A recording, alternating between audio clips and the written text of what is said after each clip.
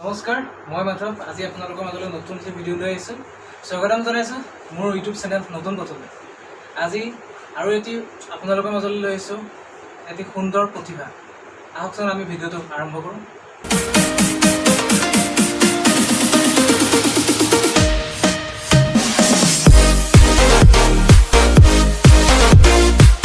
আজি আপোনালোকৰ মাজলৈ লৈ আহিছোঁ মই বাহনাৰ ভৈয়াচুক গাঁৱৰ ৰিণ্টু বৰা ইয়াৰ ৰিণ্টু বৰা তেওঁ বিভিন্ন ধৰণৰ চিত্ৰ অংকন কৰিছে মুখা বনাইছে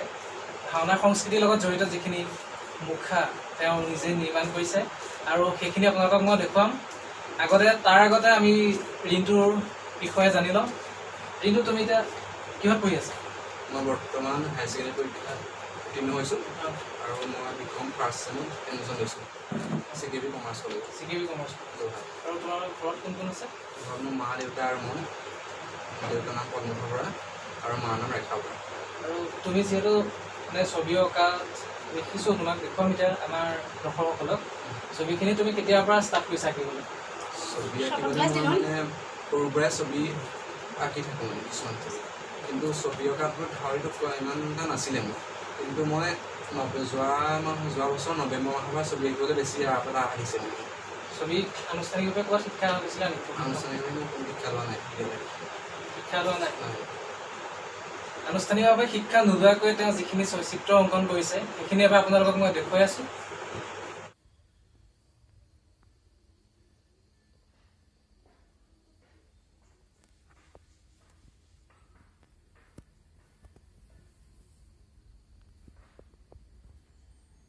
নিজ হাতেৰে এই মুখাভাগ বনাইছে এই মুখাভাগৰ নামটো কি কিন্তু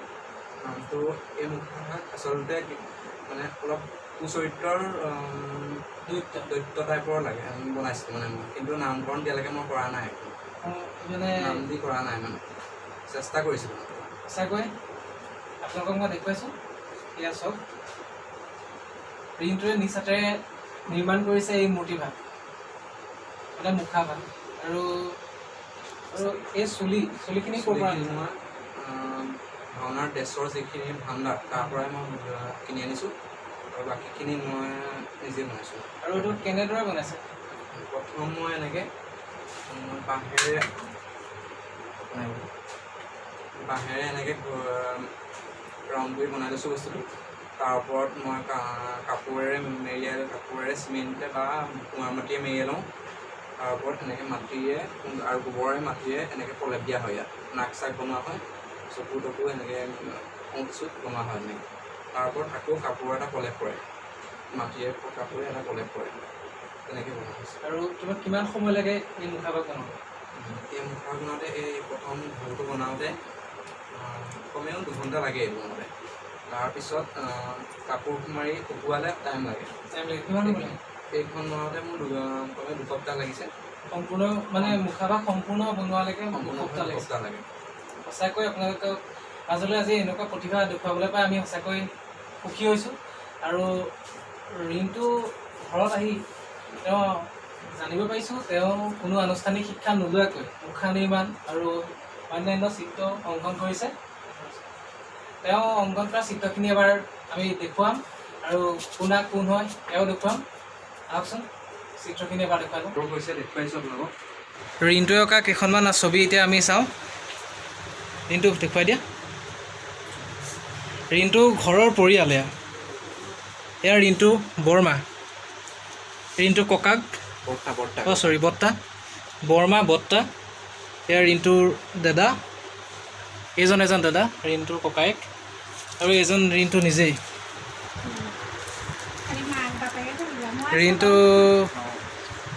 ৰিণ্টু নিজে আঁকিছে আৰু ৰিণ্টুৰ মাক কিন্তু দেউতাকক আঁকিবলৈ সময় পোৱা নাই দেউতাকে যিহেতু কৰ্মত ব্যস্ত থাকে সেইকাৰণে সিও সময় উলিয়াব পৰা নাই দেউতাকক অংকন কৰিবলৈ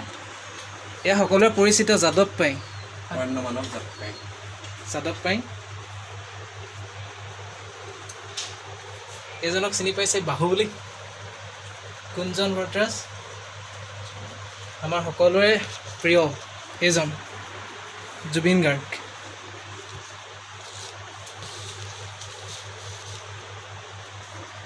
আৰু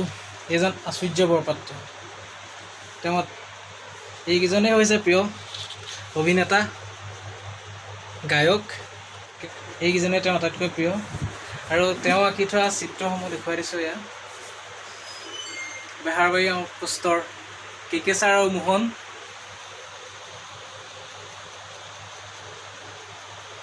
আৰু আমি দেখুৱাইছিলোঁ এয়া মুখা। আৰু ৰিণ্টুৱে নিজে হাতেৰে বনাইছে এইটো চাংঘৰ। এইটো দেখিবলৈ একেবাৰে কিমান ধুনীয়া চাংঘৰ বনাইছে, কিন্তু এইটো ইমান সাধাৰণ নহয় বনোৱাটো। এইটো ভালকৈ দেখুৱাই দিয়া।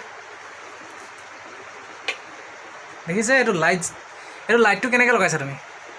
লাইটটো মই ভিতৰে ৱায়াৰ কানেকশ্যন কৰি লগাইছোঁ আৰু ইয়াৰ পৰা কাৰেণ্টৰ পৰা ফিটিং কৰিছোঁ